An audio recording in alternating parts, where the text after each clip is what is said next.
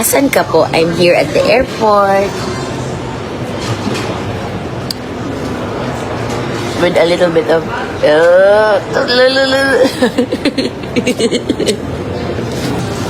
So, half lang muna ha. Ayan na siya.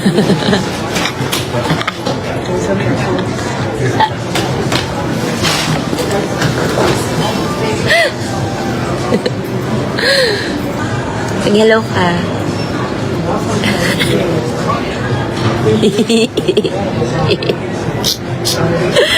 Hello. So, yun lang guys. Bye-bye. Ala, at ako naging dog. Naging aso. Tanggalin nyo yan. Hindi, baka may nag-send ng filter. Stop. Yes, gusto nyo ba siya magsalita?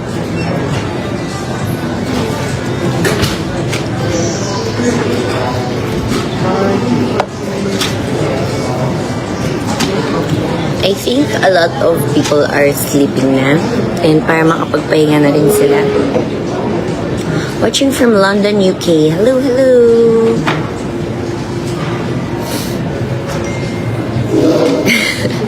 Si Carmel Te, ipakita si Paolo para makatulog na ako.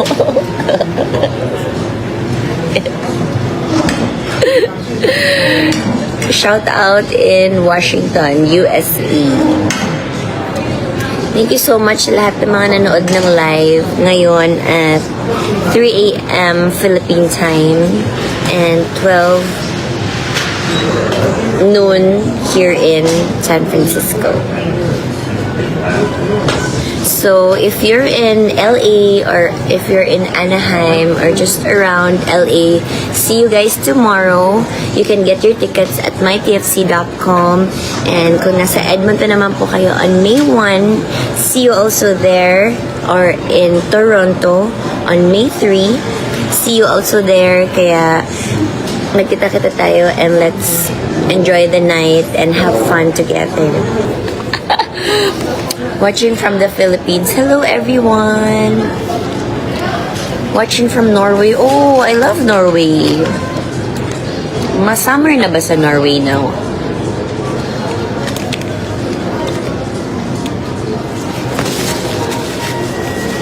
Meron ba ditong nanood kagabi sa show namin? Sa San Francisco, Redwood City. Oh, from Cebu. Nganong mata pa man ka, oy. Na kadlaw naman din sa Pilipinas. Watching from Abu Dhabi. Hello, watching from Germany. Ang dami namang taga Middle East. Kumusta na kayo dyan? I hope you're all doing okay, safe, and okay yung kalagayan ninyo. Watching from Dubai, Davao. Wow, amazing. Different parts of the world. From California. Meron kaming show tomorrow.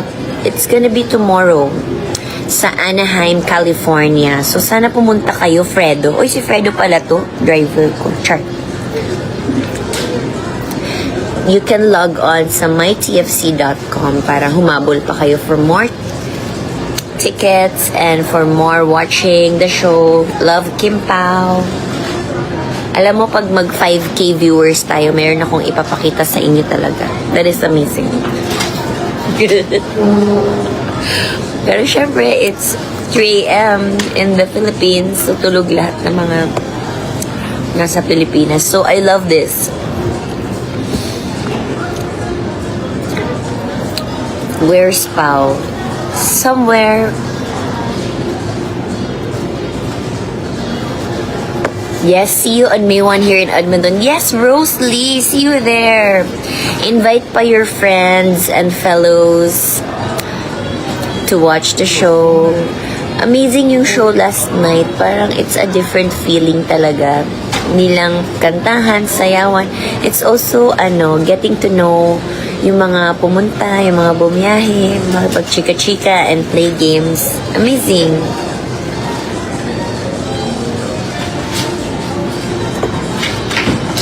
from Alberta, Canada. Yes, see you. Jennifer, see you sa Edmonton. Ano yun? Edmonton venue.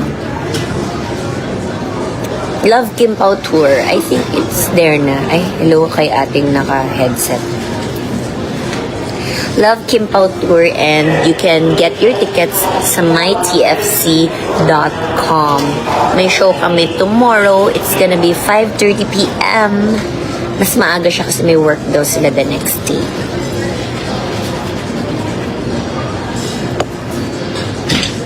Gising ka pa ba sa Pinas? G-Vibes. Watching here in Kuwait. Pa-shoutout. Hello, Maria Garcia.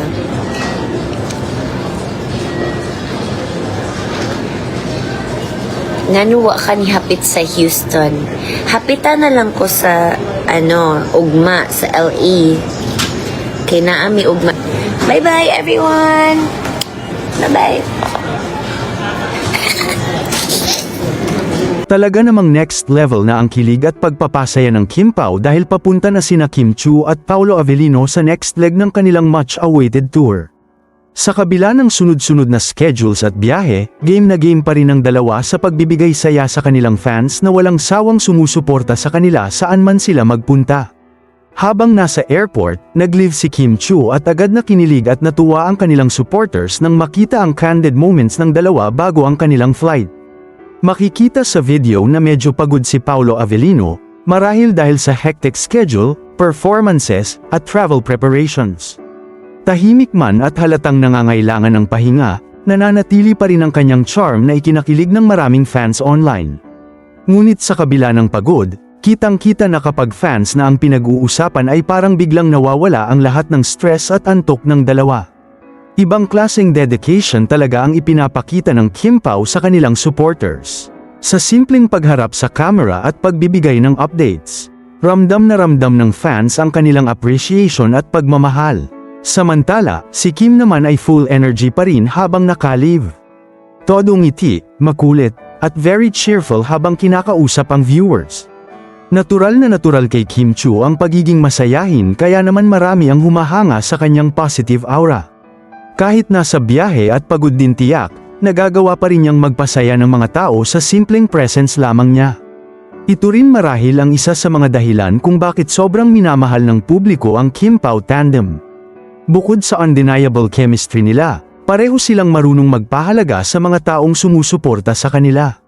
Hindi nila hinahayaang lumipas ang pagkakataon nang hindi napapasaya ang kanilang fans. Habang papunta sila sa next destination ng kanilang tour, lalong tumitindi ang excitement ng supporters sa mga susunod pang pasabog, kilig moments, at surprises mula sa dalawa.